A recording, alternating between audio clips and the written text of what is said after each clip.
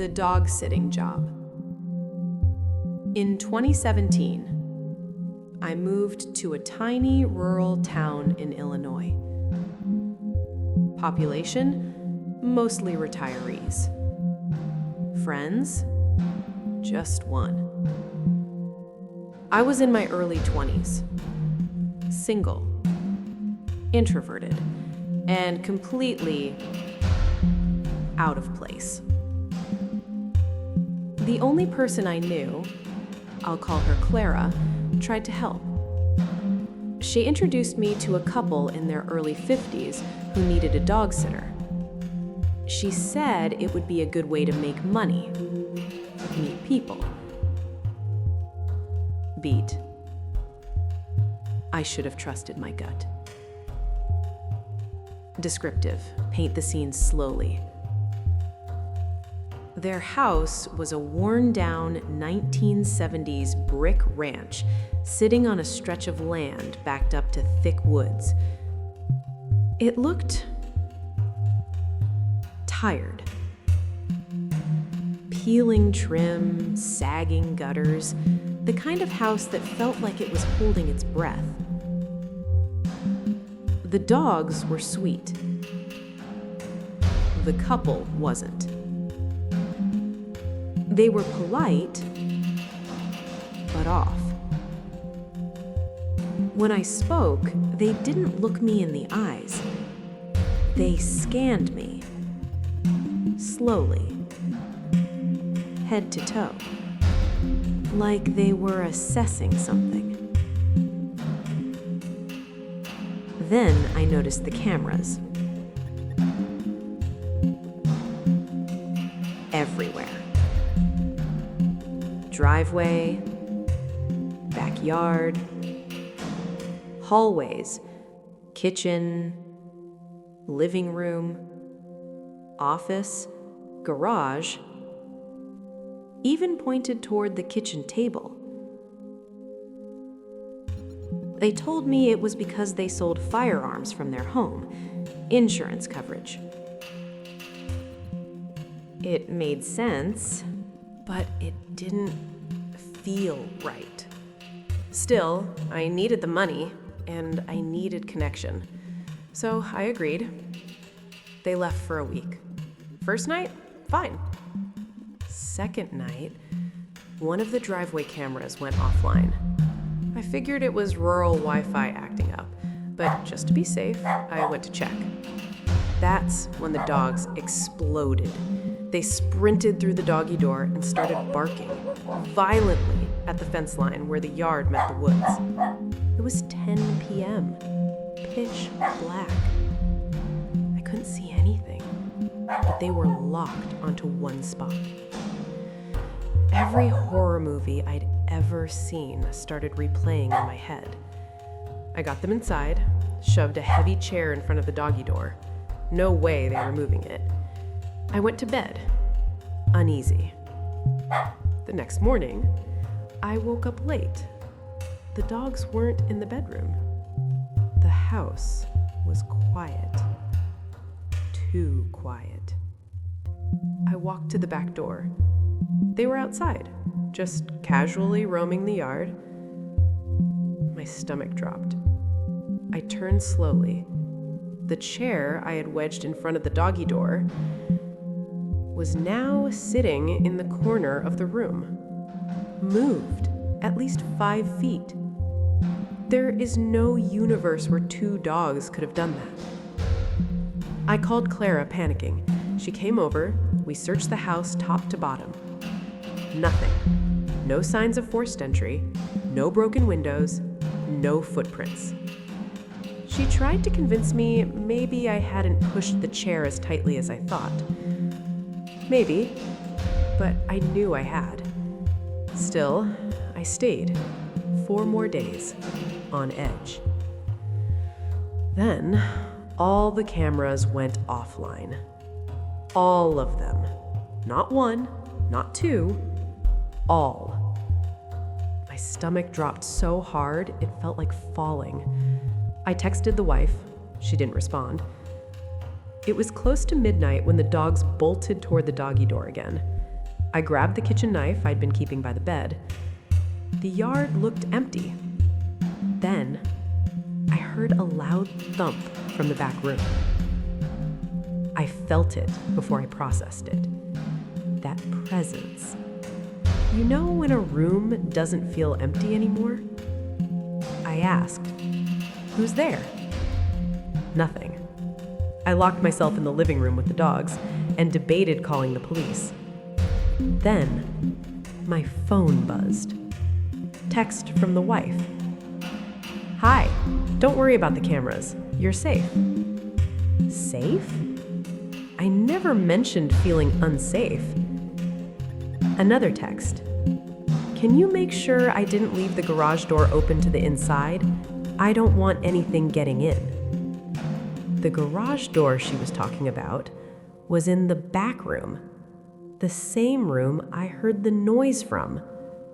I didn't answer. 2 minutes later, "I see you're up. Can you please check?" That's when I remembered. They had indoor cameras too. They were watching me. At 2, my phone screen lit up with a notification.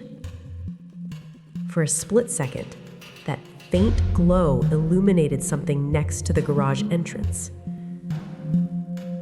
An arm pressed flat against the wall. Someone was standing there, waiting. I ran, locked the door, grabbed my keys. As I ran outside, the garage door started rising. My headlights hit the opening garage. A grown man was squatting behind a box near the interior door, watching. I floored it and drove straight to the police station. After the police, hollow tone. They searched the house, said it was clear. No signs of forced entry, garage door open, but no one there. After the officer left, I got a text. Flat, emotionless. Plans changed. Will be home soon. You can leave. Beat. No concern, no questions, no mention of the intruder. Driving away, low and haunted. I grabbed my things and left. Halfway down the road, I saw a car, no headlights, pull into their driveway. I texted her. "Someone just pulled into your driveway." She responded instantly. Then, the realization. I know. That's when it hit me. They had been there the entire time. The dogs weren't barking at animals. They were alerting me to them. The cameras went offline so I wouldn't see their movements. I know. That's when it hit me. They had been there the entire time. The dogs weren't barking at animals. They were alerting me to them. The cameras went offline so I wouldn't see their movements. I never heard from them again. I'm 30 now. And sometimes I still wake up thinking about how close I came to something I don't even want to name.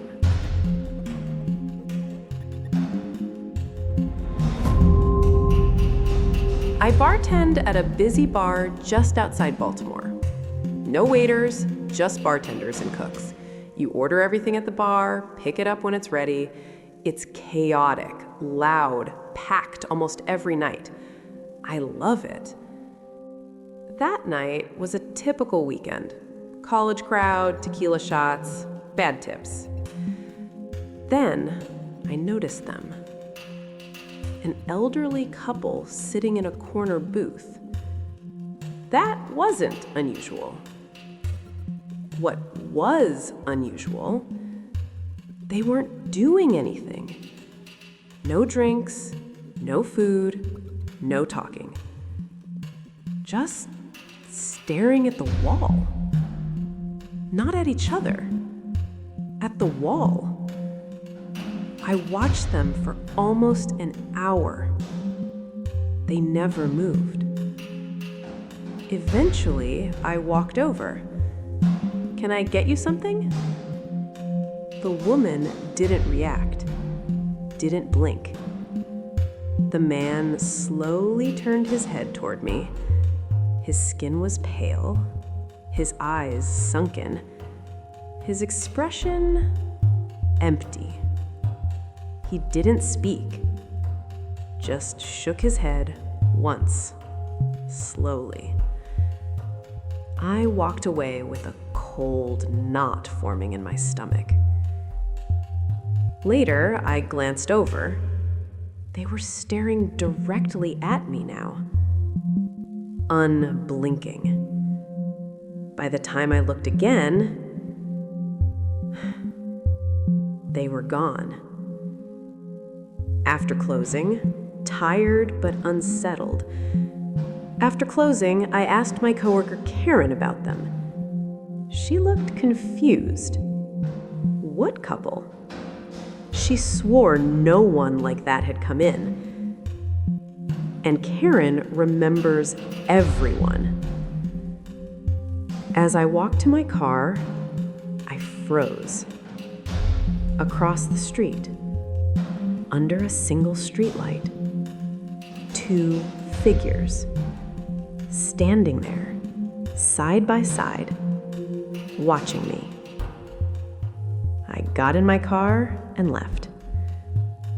I never saw them again, and no one else remembers them being there. This is a story my best friend told me years ago.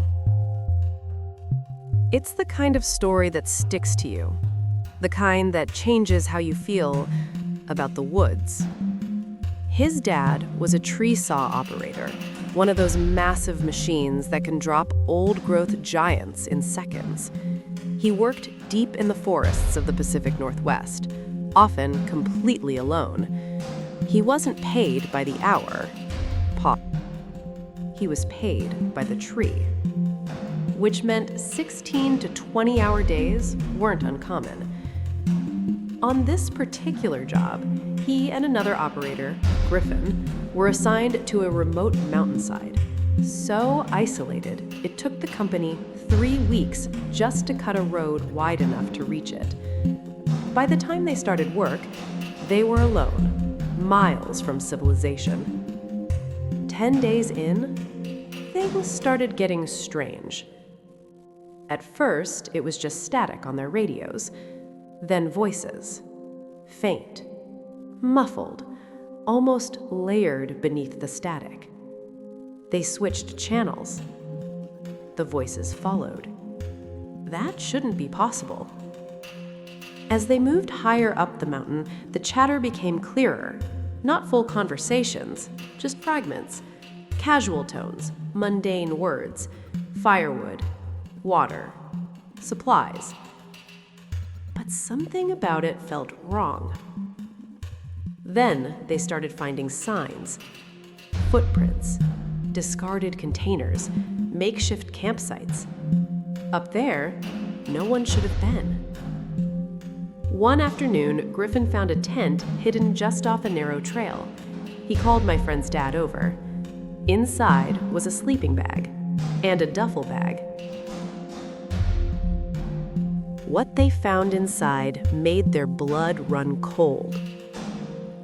Children's underwear, rope, duct tape, crude drawings, photographs, an apple, fresh. Whoever owned that tent had been there recently. Griffin wanted to leave immediately, but my friend's dad insisted they finish the job. Night falls. That night, inside their elevated camper, the radio crackled again. This time, clearer. Two men talking about gathering wood, about water. Casual, like neighbors. My friend's dad snapped. He grabbed the radio and demanded to know who they were. Silence. The chatter stopped instantly. The next night, just after midnight, Griffin shook him awake. "Someone's outside." They heard it. Gravel crunching, slow footsteps, circling the camper. My friend's dad reached for his gun. It wasn't loaded. He couldn't find the ammo. The tension spiked. Then the door handle moved. It creaked open slightly, not enough to enter. The camper was elevated. No ladder. Then came the scratching. Long, slow, deliberate. 4 minutes of it. The door burst open. A blade slashed across his face. He fell from the camper, disoriented, blood pouring into his eyes. A man pinged him down, knife at his throat. Another kicked him repeatedly in the head. Griffin launched himself out of the camper and tackled the man with the knife. The second attacker ran into the woods. The first scrambled free and followed. Gone. They drove 2 hours to the nearest hospital. His face was destroyed, one eye permanently damaged. They reported everything. Nothing came of it. 2 weeks later, another crew member finishing the job was found bound, assaulted, and murdered in a ditch. No arrests. To this day, my friend's dad sleeps with the lights on, and I will never see deep forest the same way again. Last summer, I was 20. My friend James comes from serious money, the kind with multiple properties across the country. One of them sits on a secluded lake, lined with massive vacation homes, most of them dark, empty most of the year. That night, it was just the two of us. I had just gotten out of a 3-year relationship. I needed distraction. We were drinking beers on the dock when I noticed a light flashing across the lake. At first, I thought it was a reflection, but it kept going. 3 short flashes, 3 long, 3 short. James snapped his fingers. SOS. I laughed. He wasn't joking. I looked it up. He was right. The flashing continued for another minute, then stopped. We debated calling the police, but we'd been drinking, underage, and I was already fighting a DUI. So we did what stupid 20-year-olds do. We decided to investigate ourselves. We grabbed a couple switchblades from his brother's room and dragged a kayak into the water. The further we paddled from the dock, the quieter we got. The house came into view, large, decaying, half the dock collapsed into the water. The flashing had stopped. We beached the kayak on the rocky shore and crept around the house, found an unlocked window, slipped inside. The interior was stripped bare. No furniture, no dust, no debris. It didn't look abandoned. It looked erased. We moved upstairs. The room facing the lake was at the end of the hall. I pushed the door open. Empty. Except for one thing. an old projector aimed directly out the window. That's when it clicked. The flashing light. It wasn't a person. It was a machine.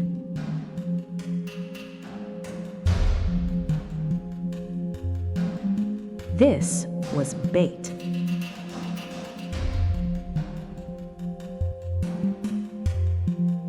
James must have realized it at the same time because he bolted. I followed to the lake. I followed, fully clothed. The water was freezing. Swimming, desperate. We swam toward the faint glow of James's house across the lake. It felt endless, but adrenaline kept us moving. Relief, then back to unease. We made it. Called the police. They searched the house. Found nothing. No one, no signs of occupancy. Just an empty structure with an old projector. James wasn't allowed back for months. I still don't know who was inside that house, or what would have happened if we hadn't run.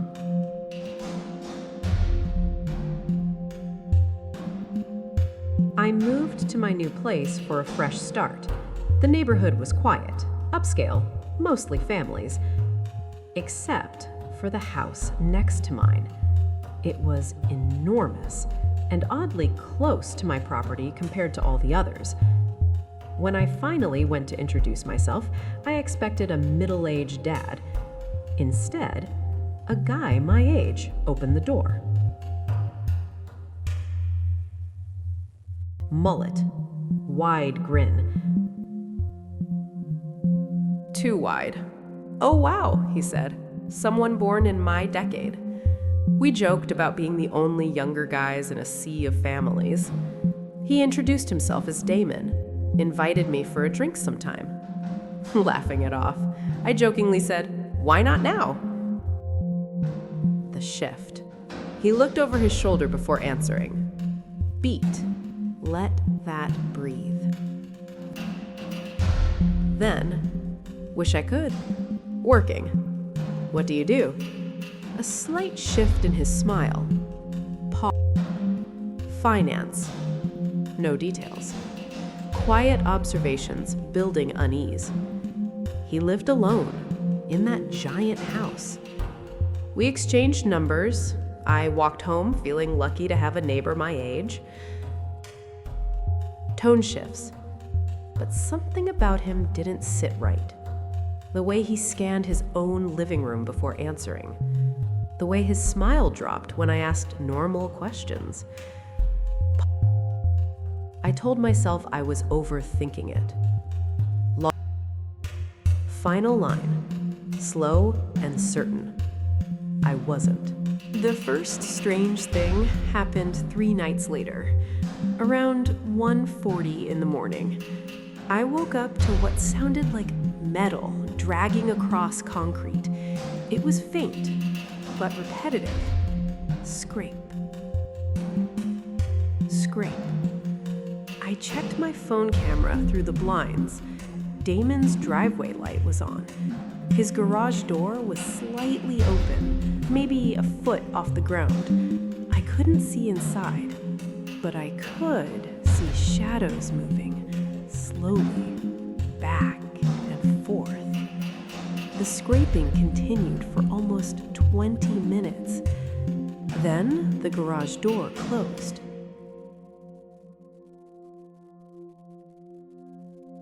The next morning, I walked past his house on purpose. Normal. Garage shut, driveway clean, no signs anything had happened. That evening, I got a text from him. "Did you hear anything weird last night?" My stomach tightened. I replied, "No, why?" 3 dots appeared immediately, then disappeared. 5 minutes later, he responded, Probably just raccoons. Raccoons. Dragging metal at 2 a.m. A week later, a black SUV started parking halfway down the street every night. Engine off, lights off.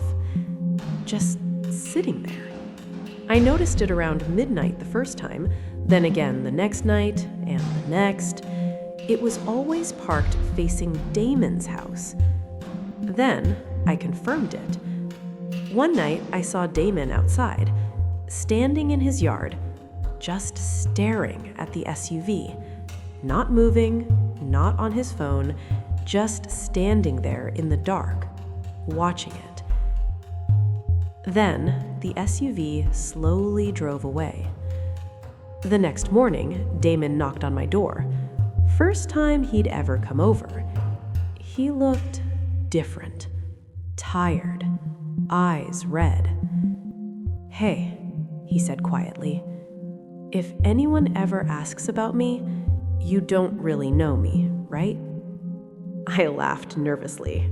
"What?" He didn't smile. "You've only lived here a few weeks." "That's technically true." He nodded slowly. "Good." Then he walked away. 2 nights later, I woke up to a notification from my doorbell camera. Motion detected. 2:17 a.m. I opened the app.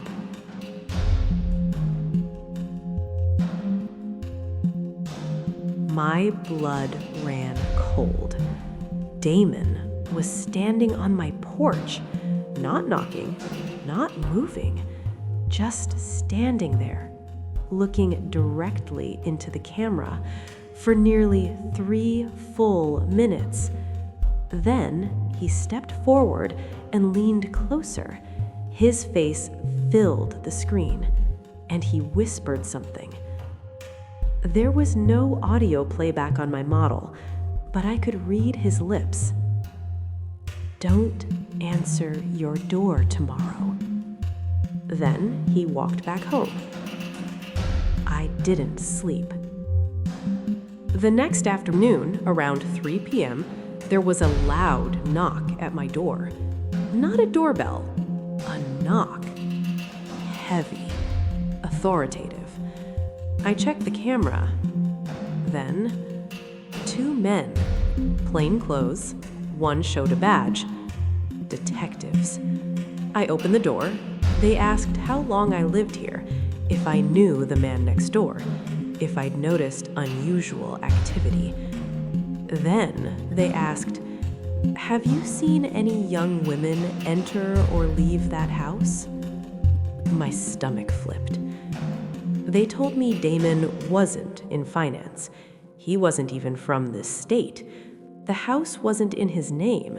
It was under a shell company, tied to an ongoing investigation. Human trafficking. My ears rang. They asked if I heard anything at night. Scraping, metal, dragging. I told them about the garage, the SUV, the porch, the whisper. One detective looked at the other.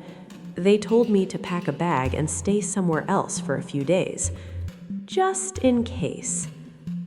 That night, police surrounded Damon's house. Unmarked vehicles, floodlights, no sirens. Then, at around 11:30 p.m., they breached the door. I watched from inside with my lights off. They were in there for hours. Then, at around 2 a.m., an ambulance arrived. Then another. Then a crime scene van. Damon wasn't taken out in cuffs.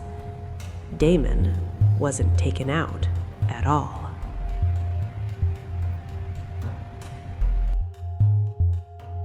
The aftermath was quiet. The house was empty, for sale sign up within a week. No news coverage, no neighborhood email, nothing. I called the police department 2 weeks later. They told me the case was ongoing. They couldn't share details. Damon's number? is disconnected. His social media? Gone. But here's the part that still messes with me. The night before the detective showed up, he told me to not answer my door, which means he knew they were coming, and he didn't want me involved. Or maybe he didn't want me opening the door for someone else. Because sometimes, around 2 a.m., I still see a black SUV parked down the street, and it's never there during the day.